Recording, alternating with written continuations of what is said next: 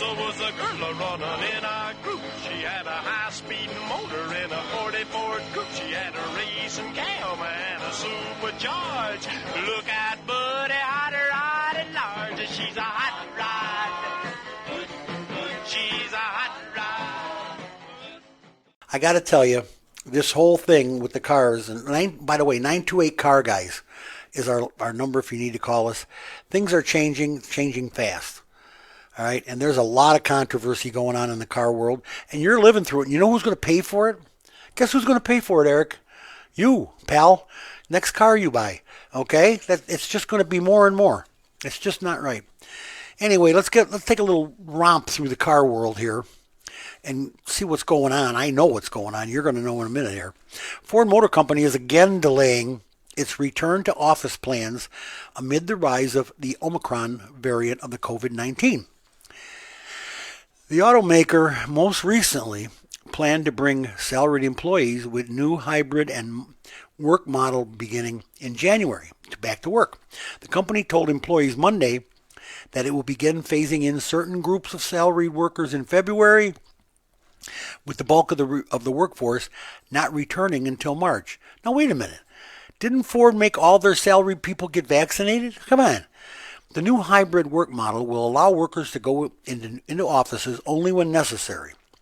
Ford said it is redesigning the office space to better accommodate the new way of working, with an emphasis on more collaborative spaces and team areas.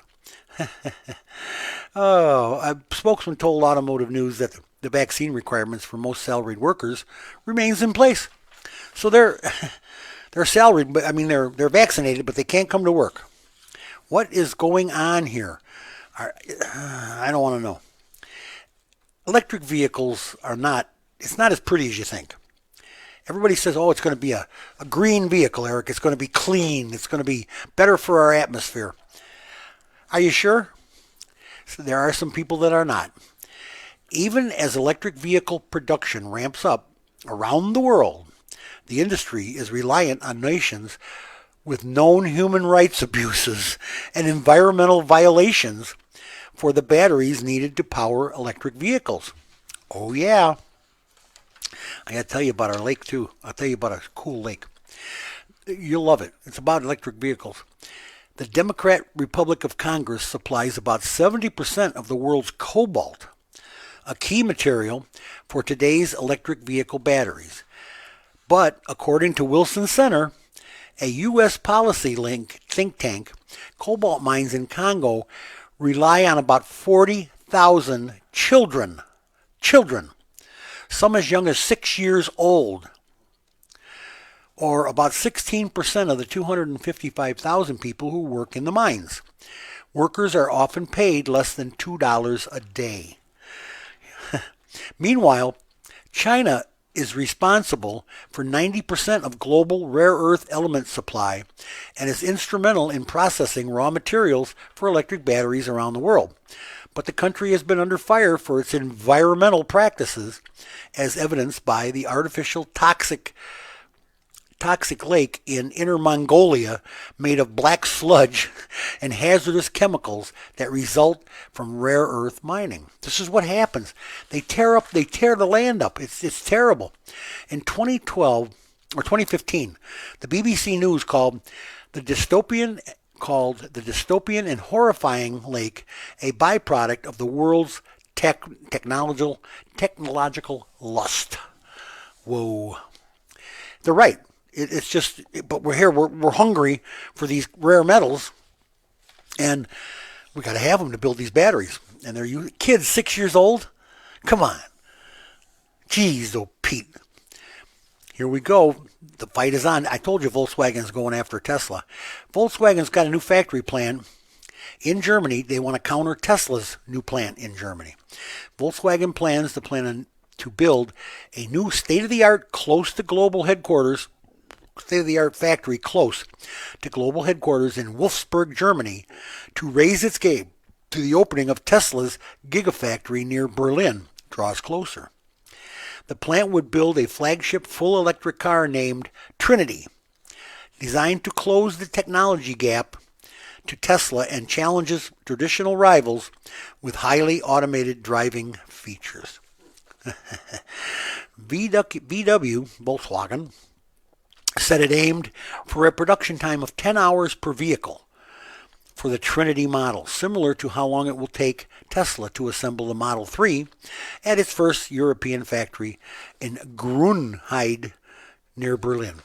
So, oh man. Constructing an all-new plant is an alternative to adapting the existing Wolfsburg plant to produce the Trinity model, which VW says limits the possibilities for more radical changes to the manufacturing process. In other words, they're gearing up. VW is gearing up and going right after Tesla. Who's the leader? Tesla is without a doubt the leader in electric vehicles. They're the top. They're the top banana. They sell the most. They are the boys at the top of the list. Well, Tesla employees in Germany are planning a works council.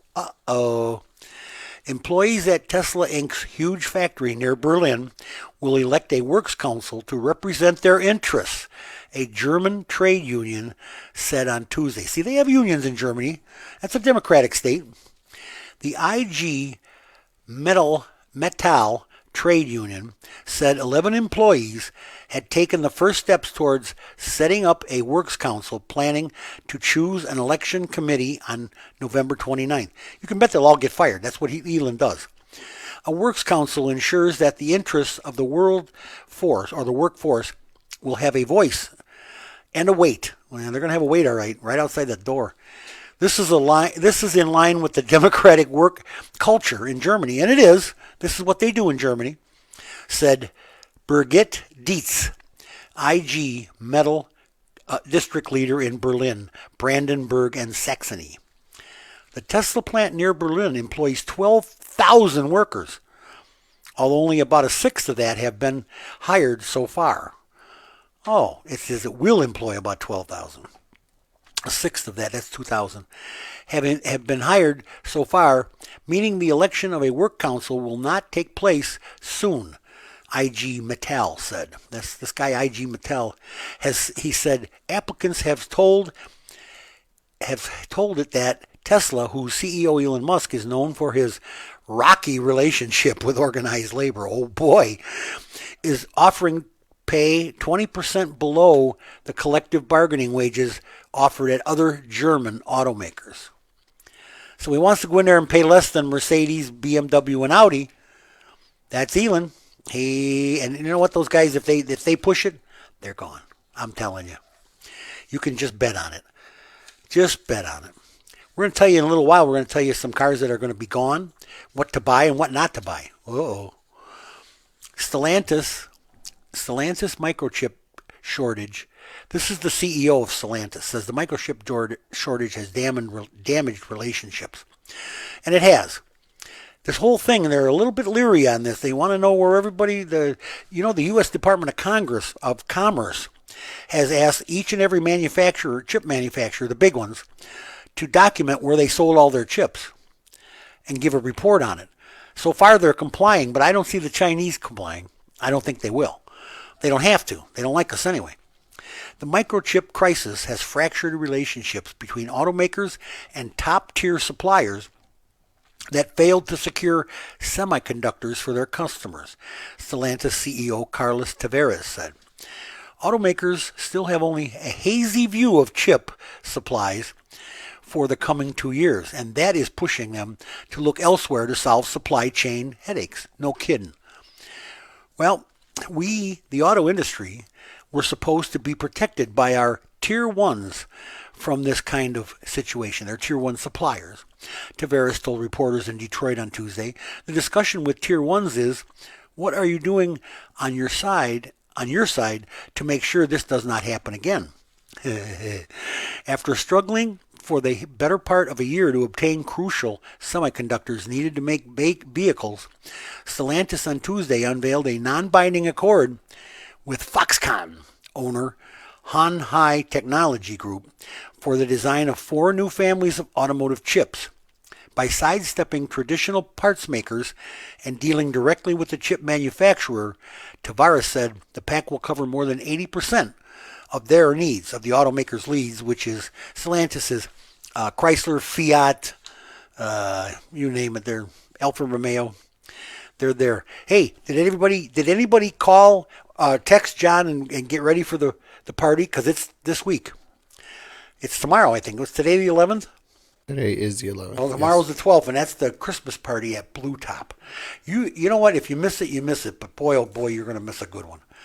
John puts out a spread. He's a good guy, and I hope everybody gives him. I hope somebody brings him some presents for that Mopar.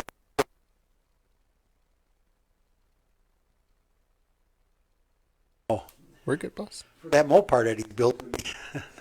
I need him to have, like, some heavy duty parts. So give him some Christmas presents. Bring him a set of wheels or an engine or a blower or something. Yeah, but they're gonna have. I'll tell you what, Blue Top is the place for a Christmas party. I'm gonna sneak in the back door because I didn't RSVP.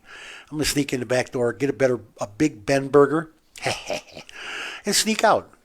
He'll know I was there because he'll be missing one Big Ben burger. That's his knowing that you were there. Or two. You never know. Ooh. What kind of mood I'm in. But I can't wait. I just can't wait to get to the Blue Top tomorrow for the Christmas party. It's going to be a great time. And it's that time of year, guys. Come on. Sure. They're starting to play it on the radio, and it's Christmas. They've been playing it on the radio since like the beginning of last month. Yeah, it was a couple weeks ago. John gave back to the community and gave everybody free Thanksgiving dinner. Yeah. There was a lot of people there, and it was a great time. I used to go and just hang out there when I just can't get around that good. But I used to go out there, and it was a lot of fun. And now this is a Christmas party. I'm sneaking in. I'm going to tell you what. He won't even know I'm there. You let me know what time you're going so I could go with you. I will. I'll get us 2 Big Ben burgers. There you go. Now he's definitely missing 2 Big Ben burgers. Yep, now he's definitely missing 2 Big Ben burgers. Oh, boy. Well, John, guard your goodies because we're coming for the Big Bens.